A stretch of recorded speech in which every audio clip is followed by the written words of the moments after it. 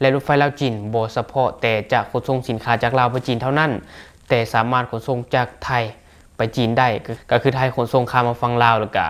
ผ่านรถไฟลาวจีนไปเนาะอันนี้ก็เป็นเรื่องที่ดีที่มันเกิดขึ้นซึ่งในช่วงที่ผ่านมาท่านผู้ชมสถานีเวียงจันทร์ใต้ได้เฮ็ดสถิติใหม่ในการขนส่งสินค้าไปประเทศจีนประเภทมากมายจำนวน 2,000 ต้นต่อมือหรือว่า 2,000 ตันต่อมือเนาะอันนี้ก็ถือว่าหลายแห่ง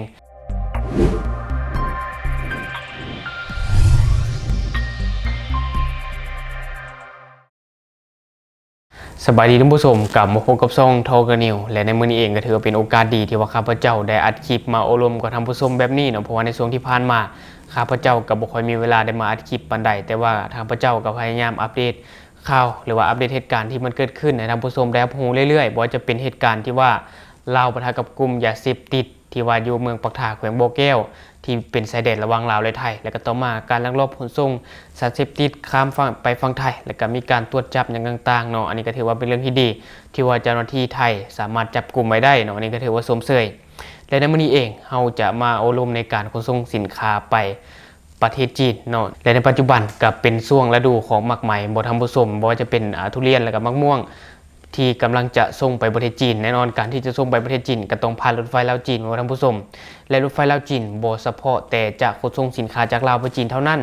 แต่สามารถขนส่งจากไทยไปจีนได้ก็คือไทยขนส่งข้ามมาฝั่งลาวแล้วก็ผ่านรถไฟลาวจีนไปเนาะอันนี้ก็เป็นเรื่องที่ดีที่มันเกิดขึ้นซึ่งในช่วงที่ผ่านมาท่านผู้ชมสถานีเวียงจันทร์ใต้ได้เฮ็ดสถิติใหม่ในการขนส่งสินค้าไปประเทศจีนประเภทมากมายจำนวน 2,000 ต้นต่อมือหรือว่า 2,000 ตันต่อมือเนาะอันนี้ก็ถือว่าหลายแห่งซึ่งตามการรายงานของบริษัทรถไฟลาวจีนให้รู้ว่าสถานีเวียงจันทร์ใต้ของสปป.ลาวกำลังเป็นจุดศูนย์กลางในการขนส่งสินค้าประเภทมากมายที่สำคัญของภาคพื้นเนาะโดยปริมาณในการขนส่งหลายกว่า 2,000 ต้นต่อมือหรือว่า 2,000 ตันต่อมือท่านผู้ชมซึ่งบริษัทรถไฟลาวจีนก็ยังประกาศให้รู้อีกว่าในช่วงเดือนเมษายนที่ผ่านมาการขนส่งมากมายผ่านสถานีนี่เกิน 20,000 ตันเนาะอันนี้ก็ถือว่า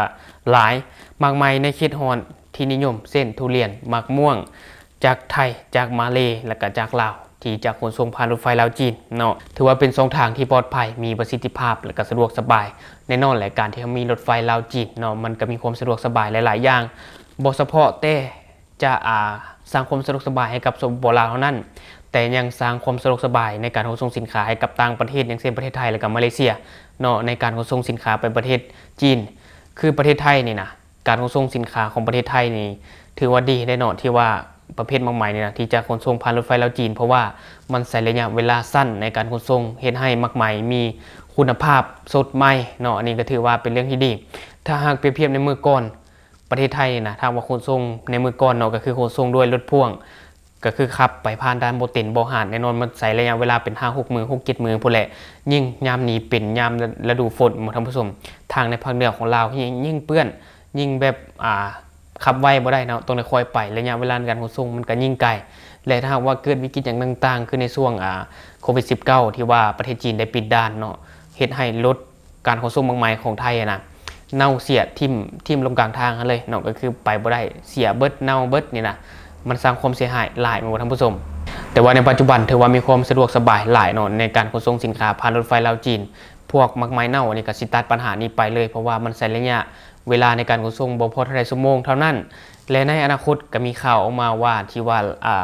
ไทยกับจีนจะมีการก่อสร้างรถไฟก่อสร้างทางรถไฟร่วมกันก็คือไทยจะมาเชื่อมรถไฟลาวจีนอันนี้ยิ่งจะเป็นการดีเลยท่านผู้ชมมันบอกแน่นอนแหละข้อดีมันก็จะมีอยู่ว่า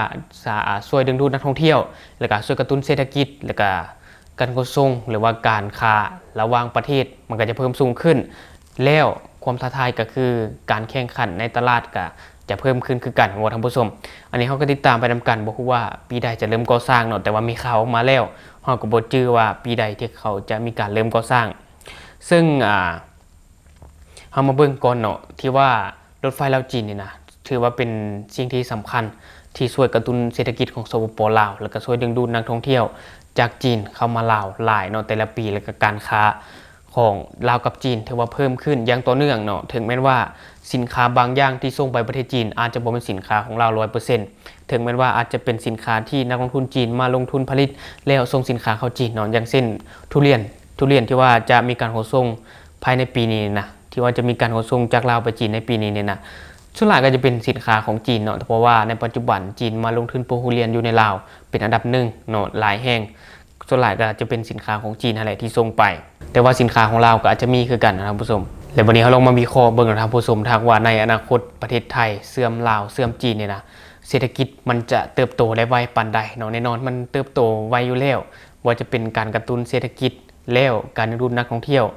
การดึงดูดนักท่องเที่ยวเนี่ยท่านผู้ชมมันจะไปได้ดีเพราะว่านักท่องเที่ยวที่จะเข้าไปเที่ยวไทยเนี่ยนะหลายได้ในแต่ละปีบอกท่านผู้ชมหลายล้านคนซึ่งว่าส่วนใหญ่เขาก็จะเดินทางด้วยเครื่องบินหรือว่าอาจจะเดินทางมาลาวแล้วก็เดินทางไปไทยด้วยรถอย่างต่างๆเนาะมันจะใช้เวลาล่าช้าในการเดินทางแต่ว่าถ้าว่ามีรถไฟเชื่อมกันระหว่างจีนลาวไทยมันยิ่งจะสะดวกสบายเพราะว่านักท่องเที่ยวจากจีนสามารถเดินทางด้วยขบวนรถไฟแล้วมาเที่ยวลาวแล้วคือรถไฟไปเที่ยวไทยโดยใส่ขบวนรถอันเดียวอันนี้ยิ่งจะเป็นการดีเลยซึ่งเขาได้คลิปไปก่อนหน้านี้แล้วที่ว่าอนาคต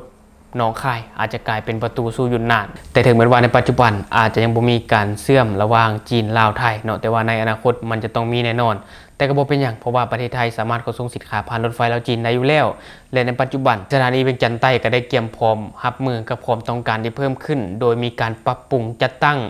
เพิ่มจำนวนเที่ยวรถไฟสำหรับการขนส่งมากมายนอกจากนั้นเนาะก็ยังได้มีการจัดตั้งมีการร่วมมือกับภาคส่วนที่เกี่ยวข้องเพื่อจะตั้งมาตรการทรงสีเขียวเนาะทรงสีเขียวและใบแจ้งการล่วงหน้าเพื่อความสะดวกสบายในการขนส่งมากมายสู่ตลาดจีนให้มีความว่องไวและสะดวกสบายเนาะอันนี้ก็ถือว่าเป็นเรื่องที่ดีที่ว่าสถานีเวียงจันทน์ใต้จะได้มีการปรับปรุงและก็มีการเพิ่มเที่ยวของรถไฟสำหรับการขนส่งมากมายโดยโกงเลยเพราะว่าในปัจจุบันการขนส่งมากมายมันหลายแห่งว่าจะเป็นสินค้าที่มาจากไทยและก็สินค้าโคนลาวเองเนาะเพราะทุเรียนจากลาวก็จะเริ่มส่งไปจีนภายในปีนี้และทั้งหมดก็คือข้อมูลเล็กๆน้อยๆที่เก็บมาฝากท่านผู้ชมในมื้อนี้เนาะสำหรับท่านผู้ชมคนใดที่มีความคิดความเห็นอยากตำหนิติเตียนก็สามารถฝากไว้ได้ภายใต้คอมเมนต์ของเราแล้วเราจะเข้าไปอ่านแล้วก็ตอบแลกเปลี่ยนประสบการณ์นำกันอย่าลืมสนับสนุนกันด้วยการกดติดตามช่องขอขอบใจ